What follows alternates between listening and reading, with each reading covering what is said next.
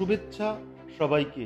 আমি আলিমুল ইসলাম সোহাগ, সিওও হিসেবে কর্মরত আছি ম্যাজিক প্যারাডাইস পার্কে। বাংলাদেশ আমাদের প্রিয় মাতৃভূমি। এই বাংলাদেশের প্রতিটি পরদে পরদে লুকিয়ে আছে পর্যটনের অপার সম্ভাবনা। এই অপার সম্ভাবনায় বর্তমান সময়ে পার্ক একটা বিশেষ গুরুত্বপূর্ণ ভূমিকা পালন করছে। বাংলাদেশ একটি ছোট্ট দেশ, কিন্তু এই ছোট্ট দেশ হলেও প্রায় ৩০০-র মতন পার্ক এখনই অপারেশনে আছে।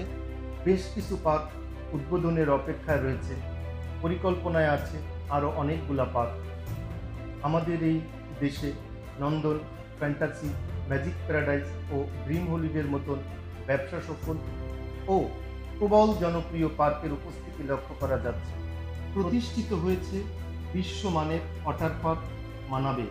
আমাদের এই দেশে প্রতি বছর প্রায় ৬ কোটি দর্শনার্থী এই পার্কগুলোতে ভিজিট করে। এটাই কি একটা বড় সংখ্যা নয়? কিন্তু এই পার্কগুলা কিভাবে চলছে, পার্ক কাকে বলে বা পার্ক বলতে কি বোঝায়, আমরা আসলে অনেকেই জানি না। তাই একজন পর্যটন কর্মী হিসাবে এবং পার্ক সেক্টরে সরাসরি এক যুগেরও বেশি সময় ধরে কাজ করার অভিজ্ঞতার আলোকে সিদ্ধান্ত নিয়েছি অল্প অল্প করে বিভিন্ন পর্বে পার্কের বিভিন্ন বিষয়গুলো তুলে ধরব। এতে দর্শনার্থী যেমন উপকৃত হবেন এবং নতুন নতুন উদ্যোক্তাগণ তৈরি হবেন বলে আশাবাদ ব্যক্ত করছি। পার্ক বলতে আমরা কি বুঝি? পার্ক হলো একটি বড় জায়গা বা বাগান, যেটাকে বিনোদনের জন্য ব্যবহার করা হয়।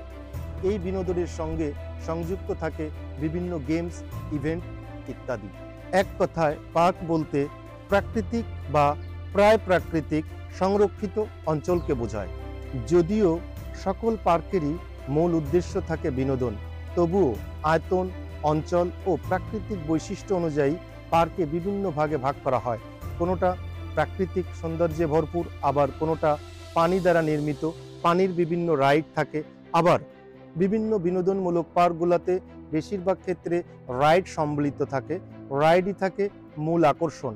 আবার প্রকৃতিকে খুব কাছাকাছি থেকে অবলোকন করার জন্য কিছু পার্ক থাকে প্রাকৃতিক। কিছু হয় বিভিন্ন থিমকে কেন্দ্র করে, কিছু হয় নদী বা সমুদ্রের তটরেখাকে কেন্দ্র করে, আবার কিছু হয় প্রকৃতির সাথে জীবনের সম্পর্ক বোঝানোর জন্য।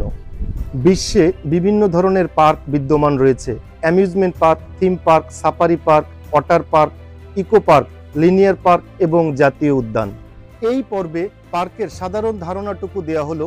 পরবর্তী পর্বগুলোতে বিস্তারিত আলোচনা করা হবে। আমাদের সঙ্গেই থাকুন। ধন্যবাদ।